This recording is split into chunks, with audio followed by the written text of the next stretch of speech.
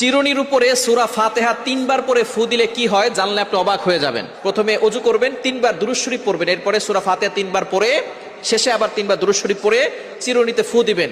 ফু দেওয়ার পরে বিসমিল্লাহ পড়ে মাথা আঁচড়ালে ওই মাথা থেকে চুল পড়বে না, মাথা ব্যথা কমে যাবে এবং মাথার বিভিন্ন রোগ থেকে আল্লাহ পাক রব্বুল আলামিন তাকে হেফাজত করবেন। অসুস্থ থাকলে আল্লাহ পাক রব্বুল আলামিন তাকে সুস্থতার নিয়ামত দিবেন। চিরুনির উপরে সূরা ফাতিহা তিনবার পরে ফু দিলে কি হয় জানলে আপনি অবাক হয়ে যাবেন। প্রথমে ওযু করবেন, তিনবার দুরূদ শরীফ পড়বেন, এরপরে সূরা ফাতিহা তিনবার পড়ে শেষে আবার তিনবার দুরূদ শরীফ পড়ে চিরুনিতে ফু দিবেন।